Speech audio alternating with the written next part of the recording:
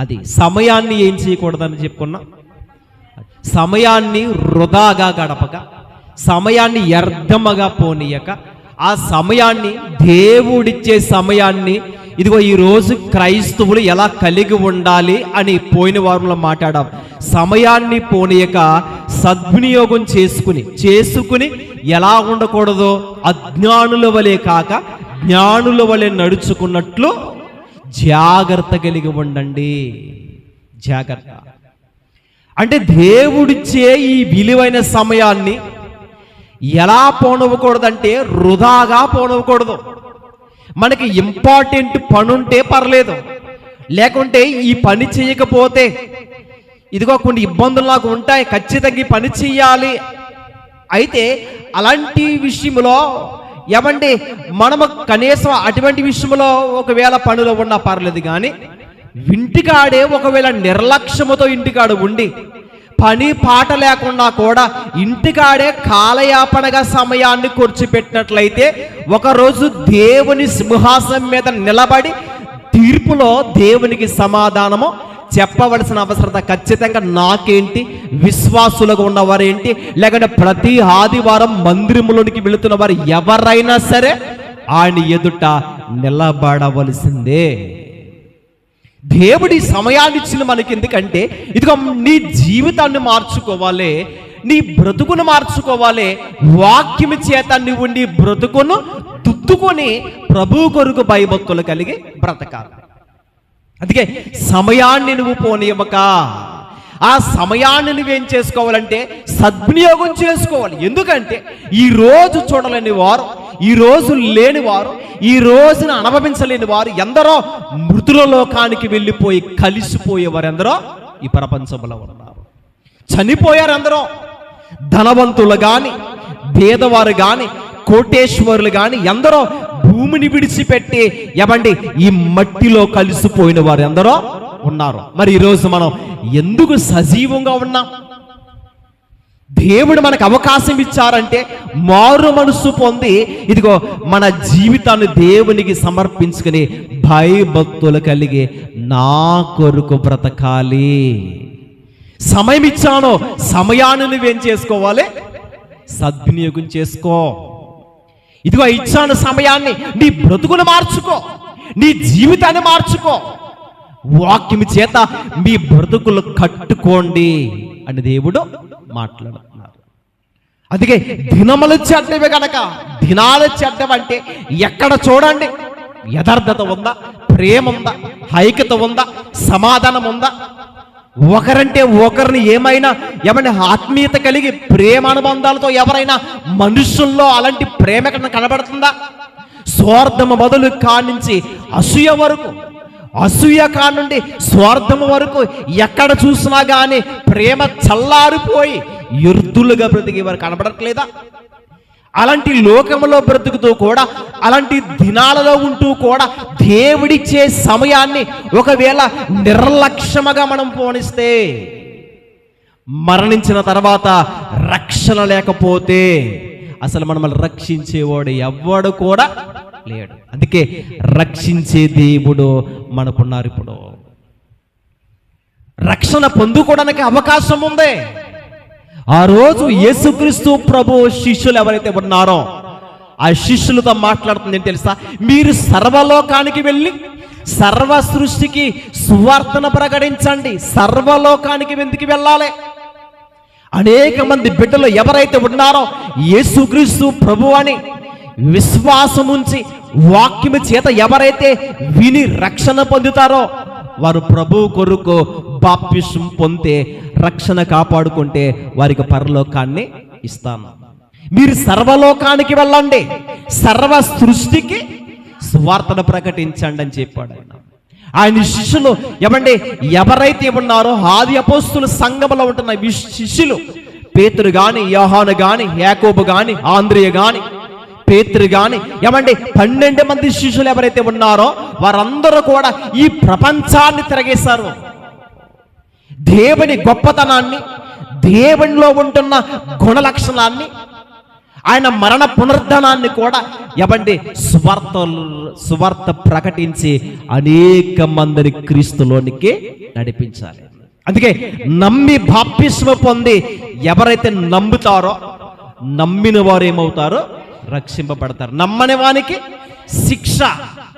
వాక్యము చేత ఎవరైతే కట్టబడతారో వారికి పరలోకాన్ని ఇస్తానో, వారిని మీ మాటలు ఒకవేళ నిర్లక్ష్యపరిచి విడిచిపెట్టి ఇది నాకు కాదులే, ఇలాగే ఉంటాయిలే అని ఒకవేళ నిర్లక్ష్యముతో ఉంటే గనక వారికి ఆరన అగ్ని ఖచ్చితంగా ఉంటుంది. ఆరని అగ్ని ఖచ్చితంగా ఉంటుంది. మరి నమ్మిన వారికి రక్షణ. అందుకే రక్షణ పొందాలనే దేవుడు ఈ దినాన్ని మనకి ఇచ్చారు. రక్షణ. అందుకే వాక్యం చేతే మాత్రమే దేవుడు మనతో మాట్లాడుతున్నప్పుడు ఆ వాక్యాన్ని మనం ఏం చేయాలంటే మనస్ఫూర్తిగా విని, హృదయంలో దాచుకుని, చెడుతనం ఉంటే చెడుతనాన్ని విడిచిపెట్టి, పాపం ఉంటే పాపాన్ని విడిచిపెట్టి ఉపవాస దినాన్ని ఏర్పాటు చేసి కనీసం దేవుని సన్నిధిలోకి వెళ్ళి వారానికి ఒక్క మారైనా సరే ఉపవాసం ఉండి దేవుని పాదాలు పెట్టి, ప్రభువా ఎక్కడ నన్ను మీ దృష్టికి పాపం చేశానో నన్ను క్షమించండి, నా పాపాలను ఒప్పుకుంటాను అని ఎవరైతే అంటారో వారే ప్రయోజకులుగా మారుతారు. దయచేసి నెహెమ్యా గ్రంథంలో సందర్భం చూపిందాం. నెహెమ్యా గ్రంథము 9వ అధ్యాయం. నెహెమ్యా గ్రంథము 9వ అధ్యాయం మొదటి నుండి చూద్దాం. ఈ నెల 24వ దినమందు ఇశ్రాయేలీయులు ఉపవాసముండి గోనె పట్టలు కట్టుకొని తల మీద ధూళి పోసుకుని కూడి వచ్చిరి. ఒకసారి చూడండి ఎలా వచ్చారంటే, అలా ఇశ్రాయేలు ప్రజలు ఎవరైతే ఉన్నారో వీళ్ళందరూ కూడా ఎక్కడికి వచ్చారంటే ఏమండి దేవుని మందిరము దగ్గరికి వచ్చారు. ఎలాగంటే ఉపవాసముండి గోనె పట్ట కట్టుకొని తల మీద ధూళి పోసుకుని కూడి వచ్చిరి. తర్వాత ఇశ్రాయేలీయులు అన్య జనులందరిలో నుండి ప్రత్యేకింపబడిన వారై నిలవబడి తమ పాపములు తమ పితరుల పాపములు కూడా ఒప్పుకునేది. ఒకసారి చూడండి, ఇశ్రాయేలు ప్రజలు ఎవరైతే ఉన్నారో ఆ ప్రజలు ఎంతో మంది ప్రజలంటండి అన్య దేవతల్ని ఆరాధించి దేవునికి విరోధముగా బ్రతుకుతున్న ప్రజలు ఎవరైతే ఉన్నారో, దేవుని యొక్క విజయాన్ని పొందక, విజయాన్ని చూడక, ఏమంటే వారికి ఎన్నో శ్రమలు ఇబ్బందులు కూడా ఎదురయ్యి ఎవరికంటే ఇశ్రాయేలు ప్రజలకి. అలాంటి సమయంలో ప్రజలందరూ కూడా ఎక్కడికి వచ్చారంటే నెహెమ్యా గారి దగ్గరికి వచ్చారు. నెహెమ్యా గారు ఏం తెలియపరుస్తున్నారంట? ఫస్ట్ నుంచి మళ్ళా చదువుతాం. ఈ నెల 24 దినమందు ఇశ్రాయేలీయులు ఉపవాసముండి గోనె పట్టలు కట్టుకుని తల మీద ధూళి పోసుకుని కూడి వచ్చారంటే, కూడి రావడం అంటే అనేక మంది ప్రజలు వచ్చారు. ఎలాగా? ఉపవాసముతో వచ్చారు. మరొకటి గోని పట్ట కట్టుకోవడం అంటే, గోని దేనికి సాదృశ్యంగా తెలుసా? తగ్గింపు. అంటే దేవుని మందిరములోనికి వెళుతున్న వారిలో ఎలాంటి స్వభావం ప్రజలకు వచ్చిందంటే ఒక తగ్గింపు స్వభావం వచ్చింది. ప్రభువా, మేము ఎక్కడ తొలగిపోయామో, ఎక్కడ పాపములో బ్రతికామో, మీకు విరోధంగా బ్రతుకుతున్నామో తండ్రి మమ్మల్ని క్షమించండి అని వారు పాపాలు ఒప్పుకోవడమే కాకుండా వారి పితరుల పాపాలు కూడా ఒప్పుకున్నారంట. చూడన్నమాట, ఇశ్రాయేలీయులు అన్య జనులందరిలో నుండి ప్రత్యేకింపబడిన వారై నిలవబడి తమ పాపములను తమ పితరుల పాపములు కూడా ఒప్పుకునిరి. మరియు వారు, ఒకసారి చూడండి, వారు చేసే పాపాలు కాదంటండి, వారే కాకుండా వారి పితరులు ఎవరైతే ఉన్నారో, వారి తాత ముత్తాతలు, వారి పెదనాన్నలు, లేకుంటే వారి తండ్రులు ఎవరైతే ఉన్నారో పితరుల పాపాలు కూడా వారు ఏం చేశారంట? ఒప్పుకున్నారు. ఏమని? మేము పాపం చేశాం. నిలబడి, అక్కడ కనబడుతుంది, వారు నిలవబడి ఏం చేశారంట అండి? ఏం చేశారమ్మ? 2వ వచనం. మరియు ఒక జాము సేపు తమున్న చోటనే నిలవబడి తమ దేవుడైన యెహోవా ధర్మశాస్త్రమును చదువుచు వచ్చిరి. ఒక జాము సేపు తమ పాపములు ఒప్పుకొనుచు దేవుడని యెహోవాకు నమస్కారం చేయవచ్చిరి. జాగ్రత్తగా మాట చూడండి. ఏమంటే ఈ ఇశ్రాయేలు ప్రజలు ఎవరైతే ఉన్నారో ఈ ప్రజల్లో ఎంత త్యాగముతో ప్రజలు వచ్చారో ఒకసారి చూద్దాం. ఇలా వచ్చి ఏం చేస్తున్నారంటే ఏమంటే తమ పాపములు ఒప్పుకుంటున్నారంట. అంతేకాదు తమ పితరుల పాపములు కూడా ఒప్పుకున్నారు. ఒకసారి చూడండి. మనం ప్రార్థన చేస్తాం కదా, మనం ప్రార్థన చేస్తాం, మనం చేసే పాపాలు ఒప్పుకుంటాం, అవునే కాదా?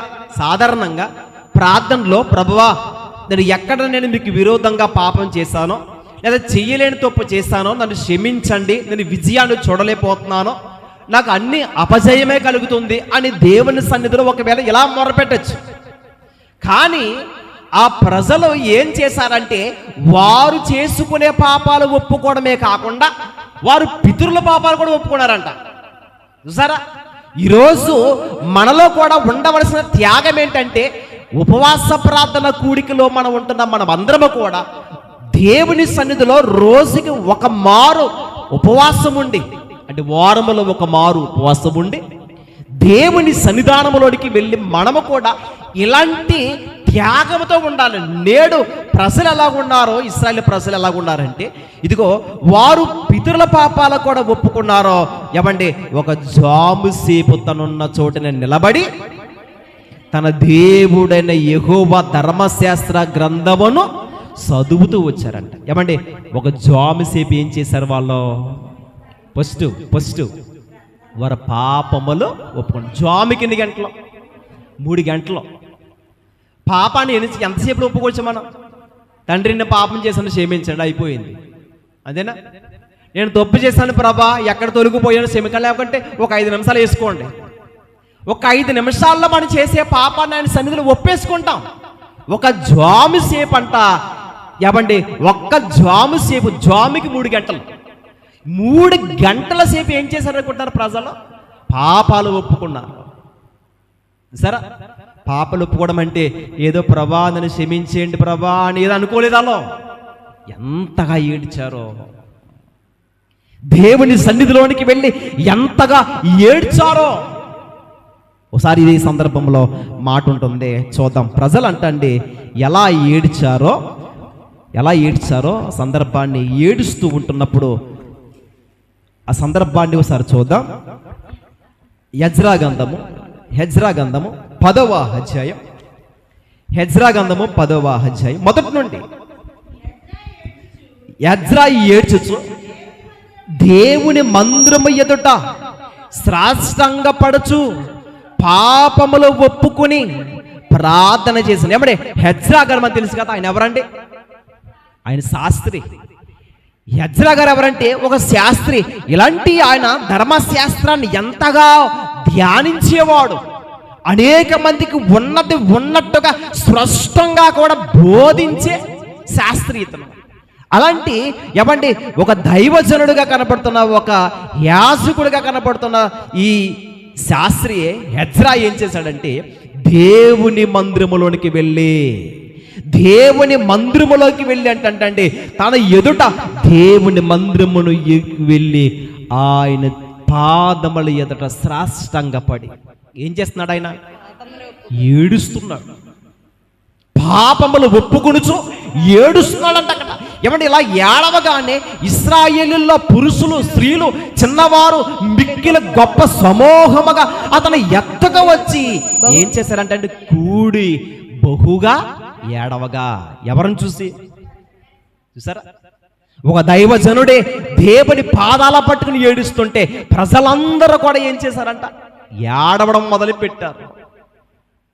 ఏడుస్తుంటే ఆ ఇశ్రాయేలు ప్రజలందరి కోసం కూడా ఒకవేళ ఇతను ఏడ్చాడేమో. అయ్యో ప్రభువా, రక్షణ లేనివారుగా బ్రతుకుతున్నారేమో, మారు మనసు లేనివారుగా బ్రతుకుతున్నారేమో, అన్య దేవతల తట్టు తిరిగి వారి జీవితాలలో ఉండి మిమ్మల్ని మర్చిపోయి బ్రతుకుతున్నారు నాయన అని క్షమించండి అని బహుగా ఏడుస్తుంటే స్త్రీలు, పురుషులు, చిన్నవారు, పెద్దవారు ఎవరైతే ఉన్నారో అందరూ అంటే అందరూ వచ్చారంట. అందరూ వచ్చి ఎక్కడికి వచ్చారంట? మిక్కిలి గొప్ప సమూహం. అంటే ఏంటి? ఎంతో మంది, చాలా మంది ఈరోజు మందిరాల్లో సరిగా వాక్యాన్ని వినడానికి ఈరోజు మనుషులకి ఏముంది? నిర్లక్ష్యం. సరే, నిర్లక్ష్యం అంటే ఏంటి? భయం లేదు దేవుడు అంటే కొంచెమైన భక్తి కానీ, దేవుడు అంటే కొంచెమైన భయం కానీ, కొంచెమైన ఏమంటే దేవుని పట్ల యథార్థత ఏదైనా ఉందంటే ఈరోజు క్రైస్తవుల్లో కోల్పోయింది. ఈరోజు దేవుడు కష్టపడి పని చేసుకోవడానికి ఇదిగో వారానికి నీకు కష్టాన్ని ఇస్తే, ఇంటికి ఆరోగ్యాన్ని ఇస్తే, ఆరోగ్యాన్ని అనుభవించి, కష్టాన్ని అనుభవించి ఎంత ఏమనుకుంటున్నావంటే ఇదిగో నాకు దేవుడు నాకు బలాన్ని ఇచ్చాడు కదా అని మనం ఏదో అనుకుంటూ ముందుకు వెళ్ళిపోతున్నాం. కానీ దేవుడు కృప మనకి లేకపోతే మనం ఏం చేయగలమా?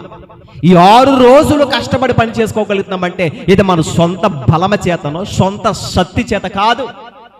ఎంతో బలమగా కండలు తిరిగిన వీరులే వీళ్ళనుకున్న వారే ఎంతో మంది చనిపోయిన వారు ఉన్నారు. ఏమంటే వీళ్ళు చనిపోరండి అనుకున్న వారే మరణించిన వారు వాళ్ళ మంది. ఎంత ఆరోగ్యంగా ఉన్నారే అనే కండలు తిరిగేవారు ఎంతో మంది మనకు కనపడతారు కదా.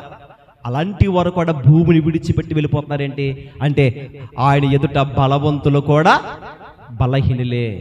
ఎవరమ్మా? ఆయన ఎదుట బలవంతులైనా సరే బలహీనులే. ఎందుకంటే ఆరోగ్యాన్ని ఆయన ఇవ్వకపోతే, ఆయుష్ ఆయన ఇవ్వకపోతే. అందుకే ఈరోజు దేవుడు ఈ సమయాన్ని ఇచ్చింది ఏంటంటే నీ జీవితాన్ని, నా జీవితాన్ని మార్చుకుని ప్రభు కొరకు బ్రతకాలి. నేడే అని సమయం ఉండగానే రక్షణ కాపాడుకో. ఆ ప్రజలు ఎంత చక్కగా ఏం చేస్తారంటే హెజ్రా ఏడుస్తున్నాడు అంటే దేవుని మందిరం ఎదుట ఏడుస్తున్నాడంటే ఎంతగా కన్నీళ్లు కారుస్తున్నాడో చూడండి. హెజ్రా ఏడుస్తుంటేనే ప్రజలు కదిలిపోయినట్లుగా వాక్యం కనబడుతుంది. స్త్రీలు పురుషులు కూడా వచ్చారు. అంతేకాదు వీళ్ళందరూ కూడా ఏం చేశారంట? బహుగా ఏడవగా ఆనందం రాయబడింది. బహుగా ఏడుస్తున్నారంట ఆయన చూడగానే. ఈరోజు దేవుని మందిరంలోకి వెళ్ళగానే ఏమండి ఏం కాదు, నేను బాగానే ఉన్నాను కదని హ్యాపీగా కూర్చుంటాం, హ్యాపీగా వెళ్ళిపోతాం. బాధ రావాలి మనకి. అయ్యో ప్రభువా, ఎక్కడ తొలగిపోయానో, ఎక్కడ మీకు విరోధముగా బ్రతికానో తండ్రి క్షమించండి. ఇప్పటికే నా జీవితం సగం గడిచిపోయింది. ఇంకా కనీసం కొంచెమైనా యథార్థత నేను కాపాడుకున్నానా, భక్తి నేను కాపాడుకున్నానా, నా ప్రవర్తన విషయంలో, నా మాటల విషయంలో, నా చూపు విషయంలో, నా నడవడిక విషయంలో భక్తిని ఏ విధంగా కొనసాగలుగుతున్నాను? ధైర్యం కలిగే దేవుని సన్నిధికి మనం వచ్చామే వణుకుతూ మనం ఆయన సన్నిధిలో ఉండాలి. ఎందుకంటే ఆ రోజు ప్రత్యక్షపు గుడారం అనే స్థలం మనకు తెలుసు కదా. ఆ స్థలములోనికి ఎవరు మటుకు వెళ్ళరు. ఎందుకంటారో ఆయన పరిశుద్ధుడు ఉన్నాడు అక్కడ. ఆ పరిశుద్ధుడైన దేవుని మందిరములోనికి వెళ్ళడానికి యాజకులకు తప్ప ఎవరికి కూడా ఛాన్స్ లేదు. మరి ఈరోజు మనం మందిరంలోనికి అడుగు పెట్టి హ్యాపీగా కూర్చుంటున్నామంటే మనకి ఏమిలే తెలుసా? భయం లేదు. అది ఈరోజు భయం మనలో ఉండాలి ప్రియులారు. భయం ఏమంటే క్షణము కూడా ఏం జరుగుతుందని భయం మనలో పుడుతూ ఉండాలి. భయం. అందుకే రక్షణ ఉంటే అసలు భయమే లేదు. పౌలు గారు సాక్ష్యం ఇచ్చినట్టు నా ముట్టుకైతే బ్రతుకుట, సావైతే లాభం అంటున్నాడు చూడండి. అంటే నేను బ్రతకాలి భూమి మీద, ఇదిగో ఇన్ని సంవత్సరాల బ్రతకాలి, ఇంతకాలం బ్రతకాలి, చక్కటి బంగ్లా కట్టుకోవాలి, డబ్బు సంపాదించాలి, ఐశ్వర్యం సంపాదించాలి, ఆయుష్ కావాలి అని పౌలు గారు ఏమైనా అడుగుతున్నట్లుగా వాక్యం ఉందా? తనకున్న సమస్తమను కూడా పెంటతో సమానంగా ఇచ్చాడు. పెంటను చూసినప్పుడు మనకి ఎలాగ అనిపిస్తుంది? సిరాగ్గా కదా. అంటే ఆ స్థలం దగ్గరికి వెళ్ళాం, పెంట మీద పనికిరాని వస్తువులన్నీ పడేస్తాం. ఆస్త పెంటతో ఇచ్చాడు, బంధువుల పెంటతో ఇచ్చాడు, తనకున్న సమస్తమును కూడా పెంటతో ఇచ్చాడని పౌలు గారు చెప్తున్నాడే. మరి ఆయనకి ఏంటి ప్రియమైంది? యేసు ప్రభువే తన గుండెల్లో పెట్టుకున్నాడు పౌలు గారు. నాకు ప్రభువు కావాలి నాకు, అందుకే నా బుట్టుకైతే బ్రతుకుట క్రీస్తే, నేను బ్రతికితే నాయనా మీ కొరకే బ్రతుకుతాను, ఈ లోకంలో నాకు ఏది అక్కర్లేదు. నీవు దావీదుకి అంటున్నారు కదా, ఆకాశమందు నీవు నాకు ఉండగా ఈ లోకంలో నాకు ఏది నాకు అక్కర్లేదు. ఒక రాజు, ఒక మహారాజు మాట్లాడుతున్న మాటలండి.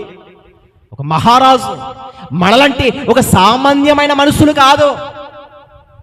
కోట్ల రూపాయలు బంగారం విలువ కలిగిన ఆయన, ఒక అధిపతిగా ఉంటున్న ఆయన, సింహాసనం మీద ఉంటున్న ఒక మహారాజే దేవుని పాదాల పట్టుకుని మాట్లాడుతుంది ఏంటో తెలుసా? రాస్తూ, ఆకాశమందు నీవు నాకుండగా ఈ లోకములు అంటే ఈ భూమి మీద నాకు ఏది అక్కర్లేదంట. అందుకే క్రీస్తుని హృదయంలో దాచుకుంటే ఈ లోకములో నాకు ఏది అక్కర్లేదు. నాకు ఎవరు కావాలి? దేవుడే. ఇలాంటి సాక్ష్యం అనుకుంటాను. అందుకే ఏ విషయంలో కూడా మనం దేవునికి దూరం అవ్వకూడదు. ఏ విషయంలో కూడా ఎక్కడ పడిపోతే దేవుని మందిరంలో అడగాలి, జారిపోతే దేవుని పాదాల పట్టుకుని బతిమాలుకోవాలి. ఎవరి కోసం అనుకుంటున్నారు ఈ బతిమాలట? మన కొరకే. ఎందుకు తెలుసా అండి? ఈరోజు మనము మరణించామనుకో, ఏమండి అనుకోండి, అయితే రక్షణ పొందుకుని మరణిస్తే వెంటనే ఎక్కడికి వెళ్ళిపోతాం? పేద లాజరు మరణించాడు, వెంటనే ఎక్కడికి వెళ్ళిపోయాడండి? దేవదూతల చేత కొనుక్కోబడి అబ్రహాము రొమ్మున ఒక పరదేశని స్థలములో ఉన్నాడు. చూసారా? ఇక్కడ తినడానికి లేదు, ఆహారం లేదు, కనీసం కొంచెమైనా ఆయన ఆదరించేవారు లేరు పేద లాజరు. ఒక దీన స్థితి. ఎందుకు ఇలాంటి బ్రతుకుని బ్రతకాలరా అని అలాంటి బ్రతుకుతున్న ఒక పేద లాజరుని ఏ మనుషుడు కూడా ఆదరించలేదు. ధనవంతుడు ఏమంటే ఉంటున్న తన ఇంటి వాకిట నిలబడి ఉన్నాడంట. తన ఇంటిలో నుంచి పడుతున్న ఆ రొట్టె మొక్కలు ఏవైతే ఉన్నావో, ఏమంటే ఆ పడిపోతున్నవి ఏమైనా మిగిలి ఉంటే ఏరికి తిని కొడుపు నింపుకుని బ్రతికి యథార్థతను కాపాడుకున్న వ్యక్తి ఎవరు తెలుసా? పేద లాజరు. బత్తి కాపాడుకున్నాడండి. ఆయన ఇప్పుడు కూడా ఎందుకు నన్ను ఎవరు పట్టించుకోవట్లేదు కదా, ఎందుకు ఈ బ్రతుకు చనిపోతే బాగుంటుంది అని అనుకోలేదు. అయితే ఆత్మహత్య చేసుకోలేదు, తన మరణాన్ని తానే తీసుకోలేదు. ఎందుకు ఆయన నన్ను ఎవరు పట్టించుకోవట్లేదు? వేసుకోవడానికి వస్త్రాలు లేవు ఆయనకి, తినడానికి కనీసం ఎవరి చక్కటి ఆహారము కూడా పొడుపునండగా అతనికి లేదు.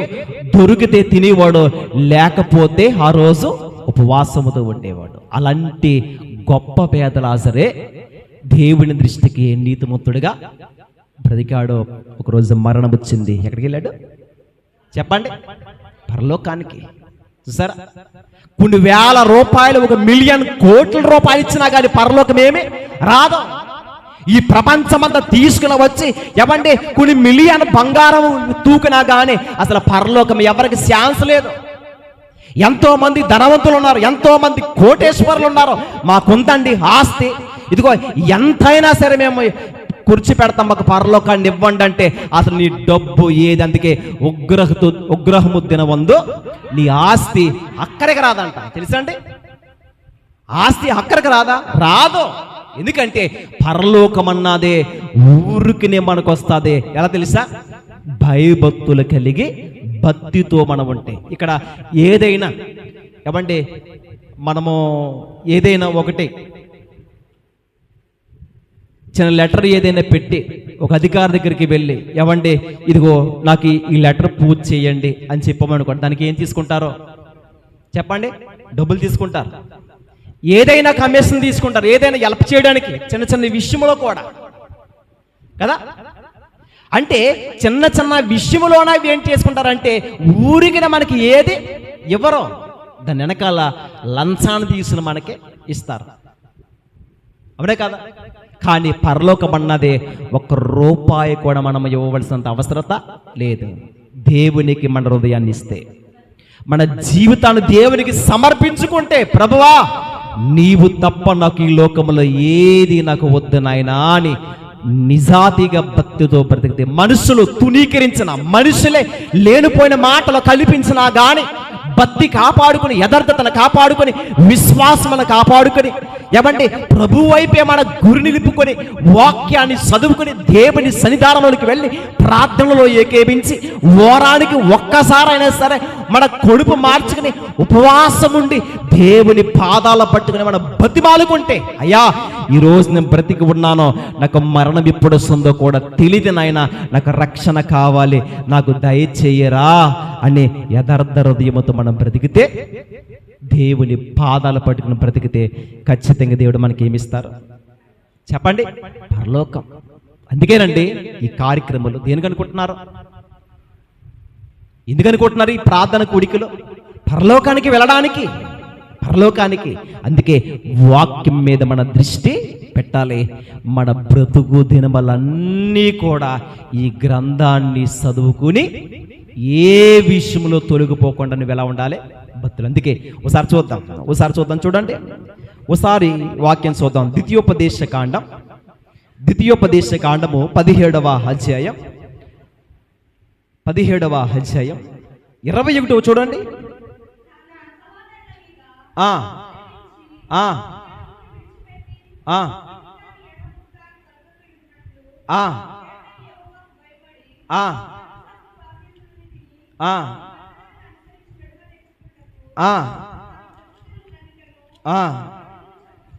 చూడండి ఆ మాట 21లో ఏం రాయబడిందండి చూడండి. తాను తన సహోదరి మీద ఏముంచంటండి గర్వించి, తాను తన సహోదరుని మీద గర్వించి ఈ ధర్మముని విడిచిపెట్టి కుడికి గాని ఎడమకు గాని తాను తొలగక ఉండినట్లు తన దేవుడైన యెహోవాకు భయపడి. ఎవరికి భయపడాలంటే దేవునికి భయపడి. అంటే మనుషులుగా చెప్పండి. భక్తులు వెతుకుతున్నప్పుడు ఎవరి మీదైనా ఒకవేళ విరోధ భావం పెట్టుకుని దేవునికి దూరం అవుదామా? చాలామంది సంఘంలోనికి చాలామంది, మీకు అనుభవాలు ఉన్నాయో లేవో, మీకు చెప్పారో లేదో కానీ, ఏమండి మందిరానికి నేను వెళ్ళనండి అంటారు. ఎందుకు వెళ్ళవయ్యా అంటే వెళ్ళనండి అంతే. ఎందుకంటే ఆ మందిరంలో ఉన్నవారు ప్రవర్తన సరి ఉండలేదండి, అందుకే మానేశాను అంటాడు. ఏమో నువ్వెందుకు మానేసావంటే ఆ మందిరంలోకి వెళ్ళేవారు సరైన వారు కాదండి. వారు కాదు, నువ్వు కూడా కాదా చెప్పండి. ఇప్పుడు మందిరంలోకి వెళ్ళేవారు సరిగా లేరని అంటాం, వారు లేరా నువ్వు లేవా? చూసారా? అంటే చాలా జాగ్రత్త కలిగి ఉండాలి. మందిరంలో ఉన్న వారిని మనం పోల్చుకోవడం ఏంటి? ఎవరి క్రియలు చొప్పున వారికి ప్రతిఫలాన్ని ఇచ్చేది ఎవరో? మనుషులా? దేవుడు. నీ భక్తి కాపాడుకుంటే నీ భక్తి క్రియలు ఆయన వెంట వెళ్తాయి. ఎవరి క్రియలు వారి వెంట వెళ్తాయంట చనిపోయిన తర్వాత. అందుకే నీతిగా బ్రతికితే ఆ నీతి క్రియలు మన వెంట వెళ్తాయి. తెలుసా అండి? వారి క్రియలు వారి వెంట వెళ్ళును అని వాక్యం చదివిస్తుంది. వారి క్రియలు వారి వెంట. అది ఎవరినో పోల్చుకోవడం ఏంటి? ఆ మందిరంలో ఉన్నవారు సరిలేరండి, వారు లేరండి. వారు కాదు, నువ్వు లేవు. ఎవరినో కోసమో మనం పోల్చుకోవడం ఏంటి? ప్రియమైన వారులారా, నీకు భక్తి ఉన్నప్పుడు, నీకు విశ్వాసం ఉన్నప్పుడు, నీకు పాటలు పాడే తలంతు నీలో ఉన్నప్పుడు, వాక్యంలో వెదిగే ఆలోచన నీలో ఉన్నప్పుడు ఎవరినో పోల్చుకుని నువ్వు దేవుడికి దూరం అయిపోవడం ఏంటి? దేవుని యొక్క వాక్యం సెలవిస్తుంది ఏంటంటే తాను తన సహోదరి మీద, ఎవరి మీద అంటండి? తాను తన సహోదరి మీద గర్వించి, అంటే విరోధ భావం పెట్టుకుని ఒకవేళ యెహోవా ధర్మశాస్త్రం అంటే ఈ ధర్మమును విడిచిపెట్టి నువ్వేం చేస్తున్నావు? అది ఎవరిని అడ్డు పెట్టుకుని? మనుషుల్ని, సహోదరుల మీద విరోధ భావన ఏమీ పెట్టుకోకూడదు. అది నువ్వు పెట్టుకుని కుడికి గాని ఎడమకు గాని తొలగక ఉండినట్లు. అంటే నువ్వు కుడికి వెళ్ళకూడదు, అంటే లోకాశంలోనికి వెళ్ళకూడదు. ఒక పక్క అన్య విగ్రహారాధనలోనికి మీరు వెళ్ళకూడదని నేటి ఇశ్రాయేలు ప్రజలకి మాట్లాడుతున్న సందర్భం. అంటే కుడివైపుకి వెళ్ళకూడదు అంటే ఏంటి? మీరు యెహోవాను మాత్రమే ఆశ్రయించాలి, యెహోవా కోరిక మాత్రమే బ్రతకాలి. ఇదిగో మీరు వెళుతున్న కానానికి, మీరు వెళుతున్న ప్రదేశానికి వెళ్తున్నప్పుడు ఎన్నో ఎదురవుతాయి. ఎంతో మంది ప్రజలని మీరు దాటుకుంటూ వెళ్తూ ఉంటారు. అక్కడ ఫిలిష్తీయులు కానీ, అమోనీయులు కానీ, మోయాబీలు కానీ ఎంతో మంది దేశ నివాసులు ఆ ప్రాంతాల గుండా మీరు వెళుతూ ఉంటారు. వెళ్ళినప్పుడు ఒకవేళ మీ మనసు ఏమవ్వకూడదో, తిరగకూడదు. అందుకే కుడికి కానీ ఎడమకు కానీ అది ఎవరికి భయపడాలండి? అది దేవుడైన యెహోవాకు. అది ఒకవేళ మనుషులకు భయపడాలి అంటే భయపడతారా? భయపడరు. ఎందుకని? మనిషి ఏమన్నా మంచోడా? కాదు. మనుషులు ఏమైనా యథార్థత ఉంటుందా? ఉండదు. ఒకవేళ ఒకసారి భక్తుంటే మరొకసారి భక్తి ఉండకపోవచ్చు. ఒకరోజు విశ్వాసముతో కలిగి ఒక సంవత్సరం చక్కగా ఉంటే మరో సంవత్సరంలో విశ్వాసం ఏమైపోవచ్చు? తొలగిపోవచ్చు. కానీ దేవుడే ఎలాంటి వాడు అంటే దేవుడు నీతిమంతుడు గనక, దేవుడే యథార్థవంతుడు గనక, దేవుడు పాపాన్ని అసహించుకునేవాడు కనుక మీరు దేవునికి భయపడాలి. మీరు దేవునికి భయపడి ఈ ధర్మశాస్త్ర వాక్యములన్నిటి కట్టడలను ఏం చేయాలంటే అనుసరించి నడవ నేర్చుకున్నటకు అతడు తన బ్రతుకు దినములన్నిటిను ఆ గ్రంథమును చదువుచుండవలను. అంటే ఏంటి? మన చేతిలో ఈరోజు 66 పుస్తకాలుగా కనపడుతున్న ఈ పరిశుద్ధమైన గ్రంథాన్ని ఏం చేయాలి? అది చదవాలి. చూసారా? చదువుతున్నారా? నేను మిమ్మల్ని అడగట్లేదు. మీ వ్యక్తిగత జీవితంలో సరే ఆలోచించండి. దేవుడు రోజుకి 24 గంటల సమయాన్ని మనకి ఇచ్చారు కదా. ఇచ్చినప్పుడు కనీసం వాక్యాన్ని చదవడానికి కనీసం ఒక్క అధ్యాయాన్ని చదవడానికి టైం తీసుకుంటున్నామా? ఎక్కువ చెప్పట్లేదు నేను. ఎన్ని? ఒక అధ్యాయం నుండి ఎన్ని వచనాలు ఉంటాయి? కొన్ని చాలా తక్కువ ఉంటాయి. మినిమం 9, 10, 20, 30, 40 కదండి. ఇలా కొన్ని వచనాలు ఉంటాయి ఒక అధ్యాయానికి. చిన్న అధ్యాయంకి అయితే ఇంకా బాగా తక్కువ ఉంటాయి. ఒక అధ్యాయాన్ని చదివిన తర్వాత చదివేశాను కదా అయిపోయిందని పక్కన పడేసేలా మూతేసామనుకోండి, చదివింది ఏమి మీకు అర్థమైందా? చదివారు, కరెక్టే చదివారు. చదివేశానండి, చదవమన్నారు కదా, చదివేశాం, టెక్స్ట్ బుక్ చదివేశాం, అయిపోయింది. చదివింది ఏం గుర్తుంది? అందుకే దేవారాత్రములు దాన్ని ధ్యానించేవాడు. చదవడం వేరు, ధ్యానించడం వేరు. ధ్యానించేవారే నిన్న పోయిన వారములో మాట్లాడాం కదా, ప్రకటన గ్రంథముల మాట. సమయము సమీపించుచున్నది కనుక ఒకటే ఈ ప్రవచన వాక్యములు ఒకటి ఏం చేయాలి? చదివేవాడును వాటిని విని ఇందులో రాయబడిన సంగతులు అంటే ఒక్కొక్క వచనం ఎవరైతే వాటిని గ్రహిస్తారో ధ్యానిస్తారో వారు ధన్యులు. ధ్యానించేవారు కావాలి. అందుకే వాక్యాన్ని చదవాలి, వాక్యాన్ని వినాలి, వాక్యాన్ని ధ్యానించాలి. ధ్యానించేవారే ధన్యులు. ఏదో వాక్యం చదివేశాను కదా అయిపోయింది, నేను ఏమండి బైబిల్ పూర్తి చేశారా అని అడుగుతారు. అబ్బే ఎప్పుడో చేసేసానండి అంటాం. బైబిల్ ఎన్ని సంవత్సరాలు చదివాను, లేకపోతే ఎన్నిసార్లు చదివాను అది మనకు ఇంపార్టెంట్ కాదు. ఒక్కసారి చదివినా దాంట్లో ఉంటున్న లోతైన విషయాలు మనకు అర్థం కాకపోతే 10, 20 సార్లు 30 సార్లు చదివినా కానీ ప్రయోజనం ఏమీ లేదు. ఎందుకంటే ఏదో ఒక టెక్స్ట్ బుక్ చదివినట్టుగా చదివాం. అందుకే చాలా మంది పిల్లలు చక్కగా చదివేస్తూ ఉంటారు. ఎప్పుడు? ఎగ్జామ్స్ టైంలో. ఇది కాదు గొప్ప. ఎప్పుడమ్మా? అది రాసిన తర్వాత రిజల్ట్స్ ఏదైతే వస్తాయో అప్పుడు చదివిన దానికి ఏం కావాలి? వారు చదివిన దాన్ని అలాగా చదువుకుని వెళ్ళిపోరు. వారు చదువుకునే పిల్లలు ఏం చేస్తారో ప్రతి దాన్ని కూడా ధ్యానిస్తూ మరలా చదివిన దాన్ని మరొక నోట్స్ మీద మరలా దాన్ని ఏం చేయాలి? రాసుకోవాలి.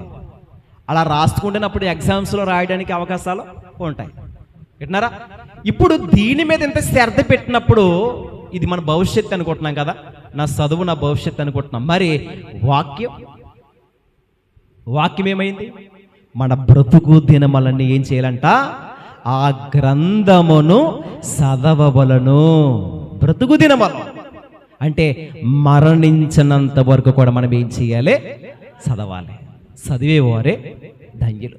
అందుకే ప్రియులారా, వాక్యాన్ని ఎప్పుడు కూడా మనం ఏం చేయాలంటే మన హృదయములో ఉంచుకోవాలి, హృదయములో దాచుకోవాలి. వాక్యం ఎప్పుడైతే హృదయంలో దాచుకుంటామో, హృదయంలో ఉంచుకుంటామో అప్పుడే మనం ఏమవుతామంటే ప్రభువు కొరకు మనం ఎలా ఉంటామంటే పరిశుద్ధులుగా మారతాం. అందుకే వాక్యం మనకు అర్థం అవ్వాలంటే ప్రతి మాట మనం ఏం చేయాలి తెలుసా? పరిశోధన చేయాలి. ఒకసారి చూద్దాం, చూడండి. హెజ్రా గ్రంథం 7వ అధ్యాయం. ప్రతి ఒక్కరు వాక్యాన్ని చూద్దాం. హెజ్రా గ్రంథము 7వ అధ్యాయం 10వ వచనం. హెజ్రా యెహోవా ధర్మశాస్త్రమును పరిశోధించి దాని చొప్పున నడుచుటకు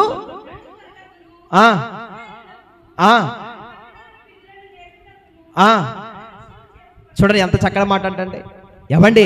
ఇతడు అంటండి ఏం చేశాడు తెలుసా?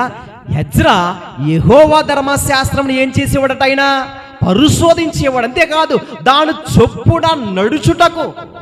ఇశ్రాయేలు అందరికి ఏం చేసేవాడు తెలుసా? ఇశ్రాయేలుకి ఆ కట్టడాలు, ఆ వాక్యాలు బోధించాలంటే, ముందు వాక్యాన్ని బోధించాలంటే బోధించి ఆయన ఏం చెయ్యాలి? అది ఇక్కడ మాట రాయబడింది ఎజ్రా కోసం. మరలా ఫస్ట్ నుంచి ఎజ్రా యెహోవా ధర్మశాస్త్రమును ఏం చేశాడంటే ఆయన, అది ఎజ్రా యెహోవా ధర్మశాస్త్రమును పరిశోధించి దాని చొప్పున నడుచుకున్నటకు ఇశ్రాయేలులకు దాని కట్టడలను విధులను నేర్పుటకును దృఢ నిశ్చయము చేసుకును. ఒకసారి ఆగుదాం. చూడండి, ఇశ్రాయేలు ప్రజలకు అంతంటండి ఏమండి, ఆ ధర్మశాస్త్రంలో ఉంటున్న మాటలు, ఆ కట్టడాలంటండి ఇశ్రాయేలు ప్రజలకి ఏవైతే బైబిల్ గ్రంథంలో మాటలు ఉన్నాయో ఆ మాటలన్నీ కూడా నేర్పుటకు ఏం తీసుకున్నాడు ఆయన?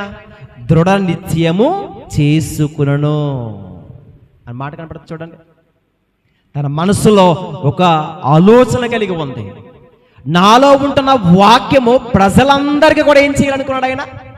అర్థమయ్యే రీతిలో చెప్పాలి. ప్రతి మాట, ప్రతి సందర్భం కూడా ఏమవ్వాలి? ఆయనకి అందరికీ అర్థం అవ్వాలి. దృఢ నిశ్చయము చేసుకును. యెహోవా ఆజ్ఞలు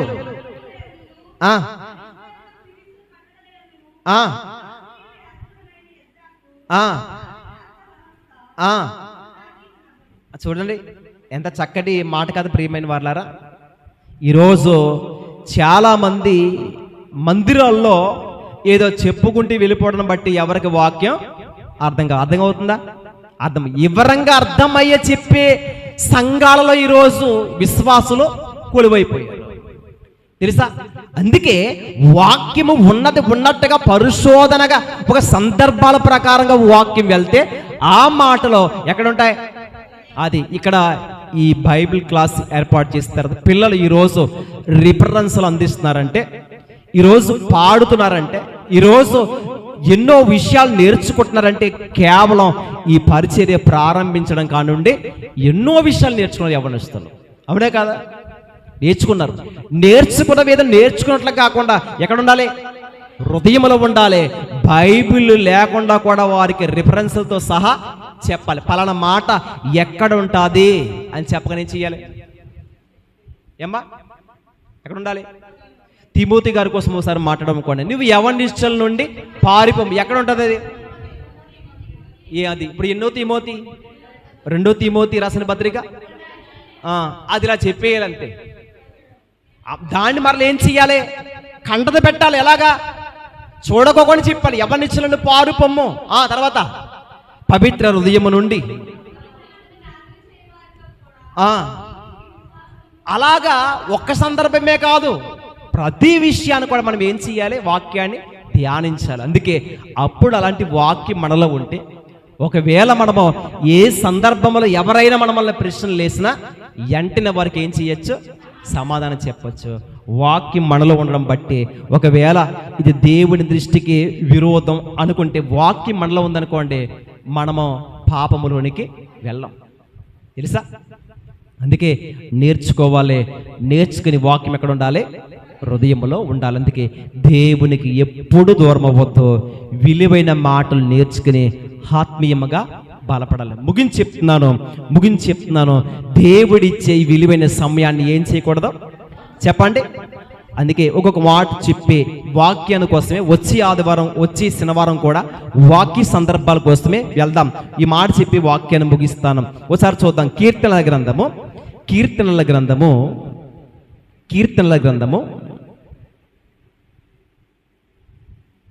119వ కీర్తన. కీర్తనల గ్రంథము 119వ కీర్తన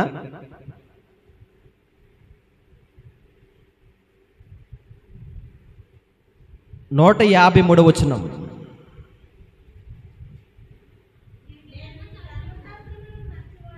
చూడండి, నేను నీ ధర్మశాస్త్రమును మర్చువాడును కాను. చూసారామండి? ఆ మాట చూసారు కదా, ఏమని రాయబడింది చూసారా? నేను నీ ధర్మశాస్త్రమును మర్చువాడును కాను, నా శ్రమలను విచారించి నన్ను విడిపింపుము. చూసారా ఆ మాట? చూడండి, ఏమంటే ఒక భక్తుడు మాట్లాడుతున్న సందర్భాన్ని అసలు ఆలోచిస్తుంటే ఈరోజు నేను మర్చిపోతున్నానా నీ వాక్యం ప్రభువా అనిపిస్తుంది. నేను మర్చిపోతున్నానా? భర్తులే వాక్యాన్ని విడిచిపెట్టుకోకుండా ఇంత శ్రద్ధతో ఉండి నేను మర్చిపోయేవాడిని కాదంటున్నాడంటే ఈరోజు ఎవరికి మర్చిపోతున్నారు వాక్యాన్ని? ఏమండి, మనమే మర్చిపోతున్నామేమో అనుకోవాలి. ప్రియమైన వాళ్ళారా, నేను నీ ధర్మశాస్త్రమును మర్చువాడును కాను. ఎందుకు మర్చువాను కాదు తెలుసా? ఇదిగో, నాకు కలిగిన ప్రతి శ్రమ నుండి నేను విడిపింపబడాలంటే నీ వాక్యము నాలో ఉండాలి. నా శ్రమలను విచారించి నన్ను విడిపింపు. కిందకి ఇంకా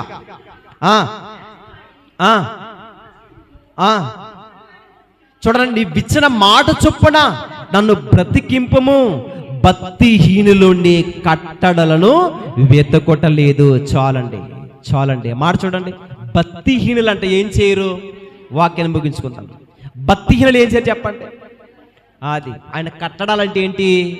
వాక్యాన్ని. అంటే వాక్యం అంటే వారికి ఏముండదు అనుకోవాలి. ఇప్పుడు ఇంకా ఇంట్రెస్ట్ ఉండదు. అందుకే జ్ఞానము మనుషులకంటే అసహ్యమైన అని చెప్తారు. జ్ఞానం అనగా వాక్యం మనుషులకి ఎలా ఉంటుంది అనుకుంటున్నారు? అసహ్యించుకుంటారా? వాక్యాన్ని అసహించుకుంటారా? రోడ్డు మీద ఏదైనా పశువు ఏది చనిపోయింది అనుకోండి, గొడ్డే చనిపోద్ది కదా. చనిపోతున్నప్పుడు స్మెల్ భలే ఉందంటమ్మా, దాన్ని చూసి ఉందంటమ్మా. అక్కడికి వెళ్ళినప్పటికి ఏం చేస్తారు? కచ్చిపు, సీర ఉంటుంది, సీర ఏది ఉంటుంది, టవల్ అంటే టవల్ ఏం చేసుకుంటామండి? ముక్కు కప్పేసుకుంటాం. ఎందుకని? ఆ స్మెల్ పీరుస్తామా? అది పీరుస్తాం. ఎందుకని? అదంటే మనకి ఎలా ఉంది ఇప్పుడు చూసారా? మనుషులు కూడా లోకమనే పాపాన్ని ప్రేమిస్తున్నారట. అది అసహ్యం కాదు వాళ్ళకి. మరి ఏది అసహ్యం చూసారా? ఆ కొంపు భరించలేక అసహించుకుంటాం మనం. కానీ పాపము కూడా అంతకంటే భయంకరమైందంట, తెలుసండి. కానీ పాపములో దొల్లేవాడికి, పాపములో నడిచేవాడికి అసహ్యకరమైన దాని మీద దొల్లుతాడు, దాంట్లోనే మునిగిపోతాడు. ఈరోజు యమనస్తు పిల్లలు కూడా అంతే. దేంట్లో ఉంటున్నారు? పాపములో దొల్లేవారు, పాపములో మునిగిపోయేవారు, ఎంజాయ్తో పరిగెట్టేవారు. నువ్వు అలా వెళ్ళావనుకో, నీ జీవితానికి నీవే ఉత్తరవాదివి. అందుకే నీవు అలాంటి మార్గము గుండా నువ్వు వెళ్ళదు. అందుకే పాపులు నిన్ను ప్రేరేపింపక ఒప్పకము అని చెప్తుంది వాక్యం. వాక్యాన్ని అసహించుకునేవారు ఎవరంటే భక్తిహీనులు. నీ కట్టడలను వెతకట్లేదంట, పట్టించుకోవట్లేదండి. వాళ్ళు పట్టించుకోవాలి. ఎందుకు పట్టించుకోరు వాళ్ళు? ఎందుకమ్మా చెప్పాలి? భక్తిహీనులు గనక ఆయన కట్టడాలను ఏం చేయరు? లెక్క చేయరు, పట్టించుకోరు, అసహించుకుంటారు. వాక్యాన్ని అసహించుకుంటున్నారంటే రివర్స్లోకి వెళ్ళండి. మరలా దేన్ని అసహించుకుంటలేదు? అది ఏమైందా? పాపాన్ని అసహించుకున్నవాడు ఎవండి? దేవుని వాక్యాన్ని ఏం చేస్తాడు చెప్పండి? హత్తుకుంటాడు. ఎవరి వలె? దావీదు గారి వలె. నీ వాక్యాన్ని మర్చిపోయేవని కాదు నేను అంటున్నాడు ఆయన. చూసారా? అందుకే ఎప్పుడు ఆయన వాక్యాన్ని మర్చిపోకుండా ఆయన వాక్యాన్ని హృదయంలో హత్తుకుని, ప్రభువా మీ కొరకు బ్రతకాలి, మీరు నాతో ఏం మాట్లాడతారో మీ మాట మీద నేను ఆశ పెట్టుకుని ఉంటాను. ఆశ అలాంటి ఆశతో ఎదురు చూపులతో ఆయన మందిరంలోనికి మనం వెళ్ళాలి. ఈ మాటలు హృదయంలో ఉంచుకోండి. ప్రార్థన చేసుకుందాం. ప్రతి ఒక్కరు ప్రార్థనలో ఏకీపించండి. ప్రార్థన చేసుకోండి.